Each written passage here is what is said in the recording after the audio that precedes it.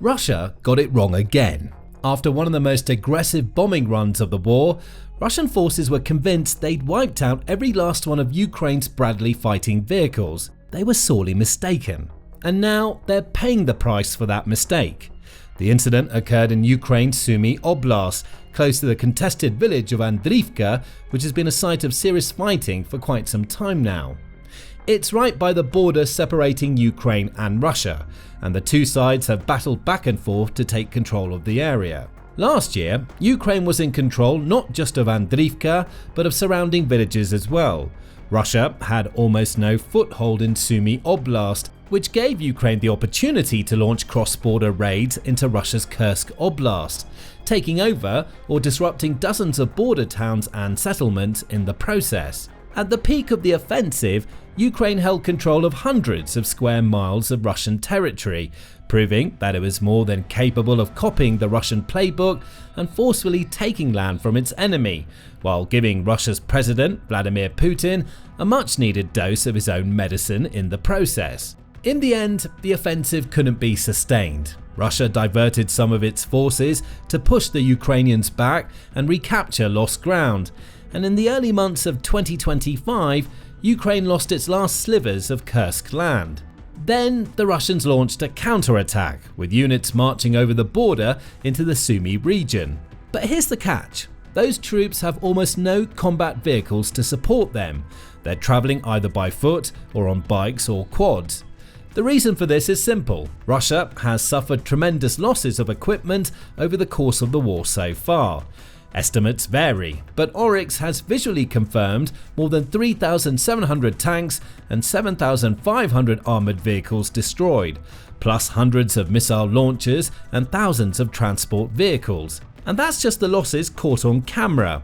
Those numbers are based purely on public information, with real photo or video evidence to confirm each and every loss on the list. Ukraine's figures are, understandably, a bit different, with the country's armed forces claiming to have taken out more than 10,000 Russian tanks, over 20,000 armoured fighting vehicles, more than 22,000 artillery systems, hundreds of Russian planes and helicopters, and over 23,000 unmanned aerial vehicles or drones, plus more than 3,000 cruise missiles. The true figures are likely to be somewhere in between those two extremes. But whichever way you look at it, Russia has clearly lost large numbers of tanks and armoured vehicles. It's doing what it can to replenish its stocks, like tripling the production rate of its T-90M tanks and even bringing decades-old Soviet-era tanks and vehicles out of long-term storage, repairing those that are still suitable for combat, making modifications and refurbishments, and rolling them out onto the battlefield. However, it can't afford to keep on losing hardware at such a rate. Tanks can cost several $1 million each, while Russia's armoured vehicles, like the Tiger or the BMP-2, are worth hundreds of thousands of dollars per unit.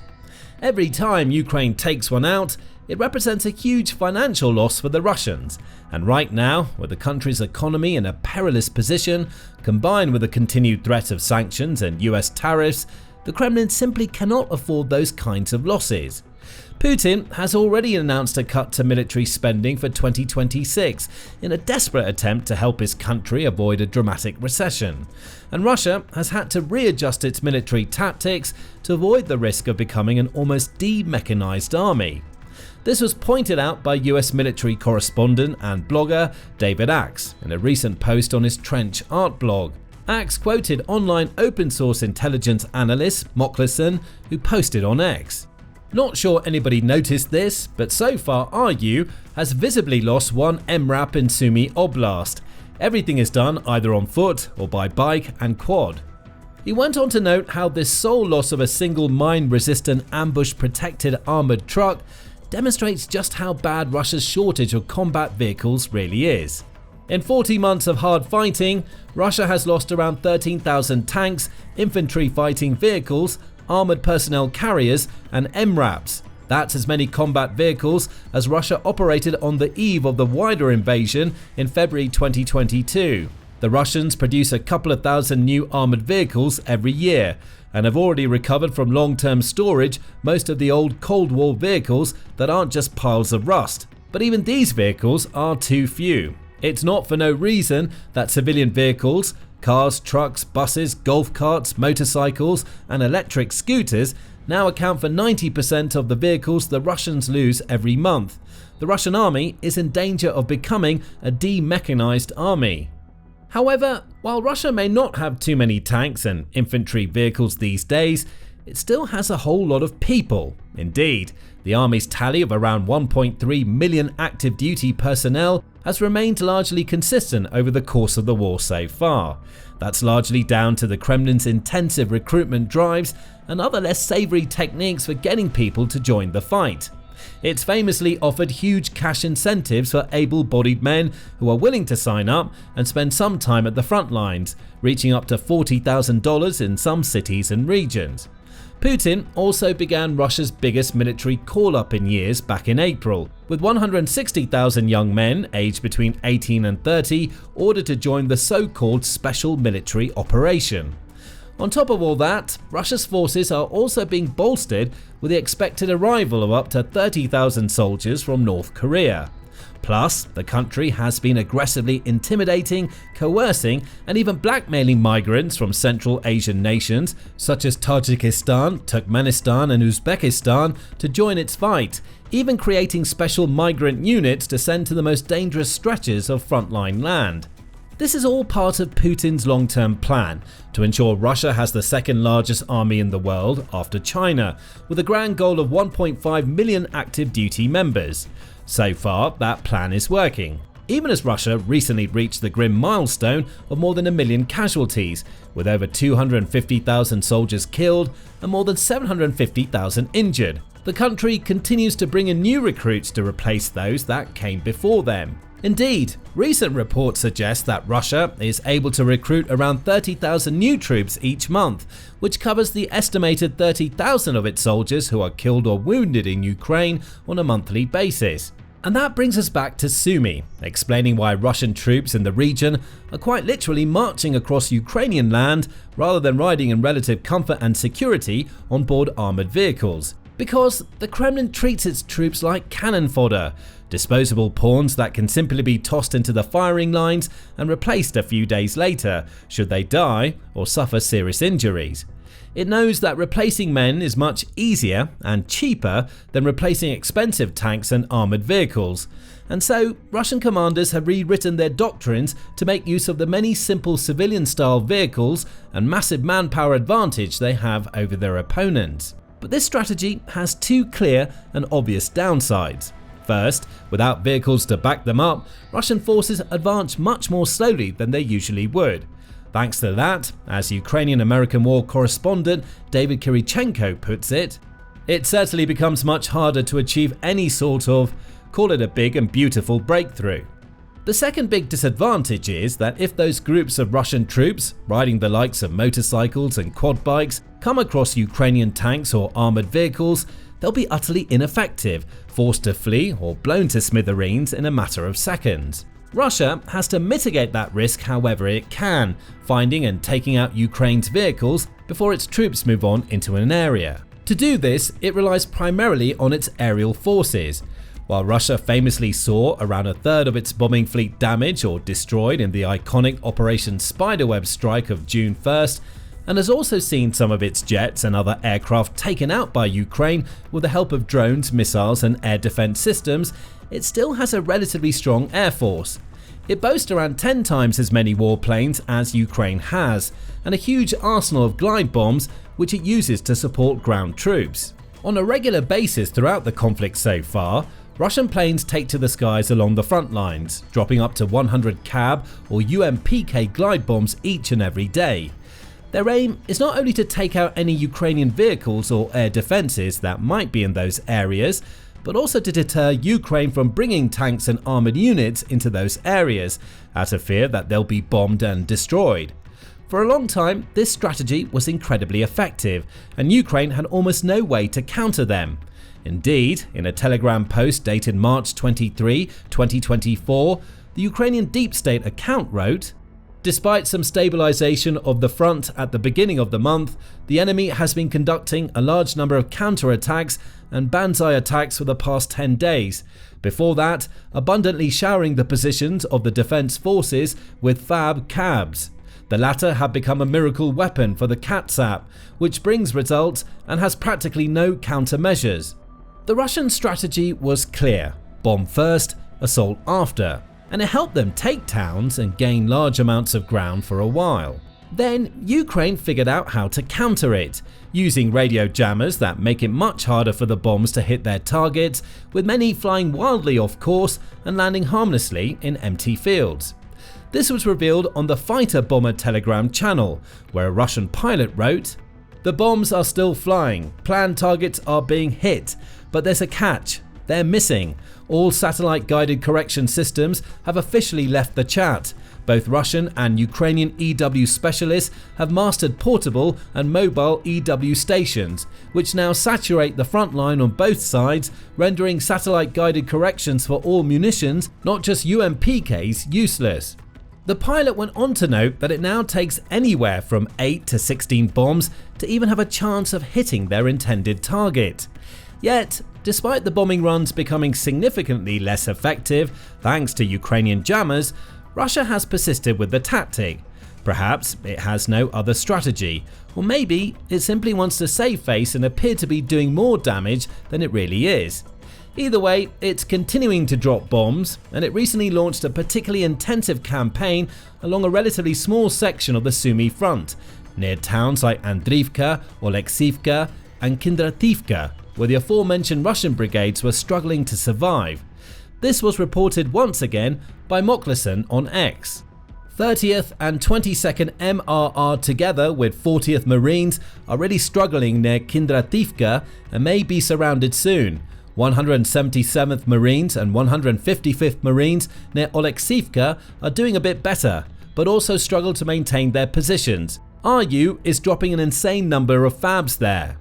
Many of the bombs fell on an isolated area of tree line, and Mokleson shared images and even video footage of the area, showing some of the bombs falling and clouds of smoke rising up from the trees and surrounding fields. It's possible that Ukrainian units in the area, like the 79th and 95th Air Assault Brigades or the 225th Assault Regiment, had positioned troops or artillery systems in the area.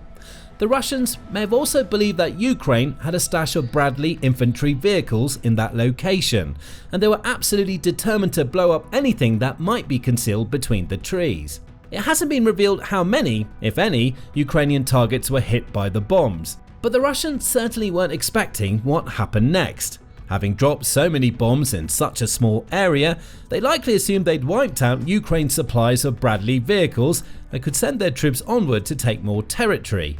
In the end, the Russians actually ended up retreating from the area when Ukraine's brigades rolled in and flanked them. The Ukrainians were equipped with some of the West's leading fighting vehicles, including German-made Marders and US-supplied Strykers and Bradleys. The Russians, meanwhile, were vehicleless. All Ukraine had to do was wait for Russia's bombing run to end before rushing in, striking the Russian regiments from either side near the village of Kindrativka. In the end, the Russians were just about able to escape from the area, fleeing northeast, back towards the border and the relative safety of Russian land. But even though Ukraine wasn't able to take out those Russian troops, this was still a big win. It pushed Russia back, decreasing their control over the Sumy region, freeing the areas around Kindrativka and Andriivka once more, and setting the Kremlin-Sumy offensive back to square one all over again. Let's not forget as well that the Russians wasted a massive amount of bombs in the process, all for nothing. And this isn't an isolated incident. Since Ukraine worked out the best way to counterattack Russia's bombing runs, so many of those bombs have been wasted, and Ukrainian forces have found it far easier to keep their vehicles safe and carry out these kinds of strategic, well-timed counterattacks, both in Sumy and other areas along the front lines. In those kinds of areas, Russia held the advantage for large parts of the war. It had its tanks and armoured vehicles, backed up by legions of troops, hordes of artillery systems, and a mighty air force too. But, as this story shows, the tide is turning, With Russia becoming increasingly dependent on sheer manpower, opting to send troops into Ukraine on foot or simple civilian vehicles, Ukraine suddenly has an unexpected edge. Because even though the Ukrainian forces have also suffered losses and seen some of their tanks and armoured vehicles blown up and destroyed, they've not been as wasteful or reckless as the Russians. They use their vehicles more carefully and prudently. Plus, Ukraine has many allies across Europe and North America, ready to lend a hand. The US has already sent more than 300 Bradley fighting vehicles to Kyiv, as well as hundreds of Strykers. The UK, meanwhile, has delivered at least 120 Mastiff armoured vehicles, while Germany has sent dozens of Marders. The Bradleys have proven particularly effective, as noted in the national interest. The Cold War-era Bradley, supplied to Ukraine in far greater numbers than tanks like the Abrams, has bolstered Ukraine's defence and gained something of a legendary status among Ukrainian fighters. This is likely due to the Bradley's distinctive blend of firepower, mobility and protection. It's a versatile vehicle, well suited for urban environments and close quarters combat, which is exactly what Ukraine needs when defending its towns and cities from Russian invaders. Equipped with a 25mm Bushmaster chain gun that can engage both enemy infantry and vehicles, plus the power to launch tow missiles to take out tanks, the Bradley also boasts reinforced armour against small arms and artillery fire, combined with strong cross-country movement so it can be redeployed wherever it's needed. Vehicles like these allow Ukraine to patrol the front lines or prepare ambushes in areas where it expects the Russians to advance, lying in wait for troops to approach before launching a deadly strike, overwhelming the Kremlin's forces in an instant. Such attacks can prove highly effective when it comes to pushing the Russian forces back, regaining lost ground, and making it harder for the enemy to advance, as noted in a recent report from the Ukrainian Center for Defense Strategies. Defense forces counterattacks in Sumy Oblast complicate the enemy's advance and threaten the encirclement of Russian troops operating in Andriivka. If Ukraine can keep this up, it will all help in terms of prolonging the war and wasting the Kremlin's resources, and time is of the essence right now, especially in the wake of the ultimatum imposed on Russia by US President Donald Trump. In a recent U-turn on aid for Ukraine, Trump announced a huge package of weapons was set to be shipped to Kyiv, including Patriot missiles and batteries. He also gave Russia a mere 50 days to agree to a peace deal or face game-changing tariffs, both on the Russian economy and any countries that were still supporting Russia and buying its resources once the deadline is reached. 50 days is a long time in war, and Ukraine could still suffer heavy losses during that period, especially as Russia ramps up its drone attacks, aerial bombardments and incursions along the frontline regions. However, the more Ukraine can delay Russia, the more Putin will start to worry. He knows that even if he throws all he has at Ukraine, he has no hopes of winning this war in such a short period of time. It's already taken over 3 years to fully capture Luhansk and make marginal gains in other regions. And with Ukraine continuing to receive important aid from allies in Europe and North America, Russia is being pushed closer and closer to the negotiating table. Now, learn more about recent developments in the Russia-Ukraine conflict in our video detailing how one of Russia's closest neighbours has turned its back on the Kremlin, or discover NATO's plans to bomb the Russian region of Kaliningrad if Russia downs another commercial jet. And finally, be sure to subscribe to our trusted news channel too, if you haven't already, to learn about the most important stories from the front lines as soon as they happen.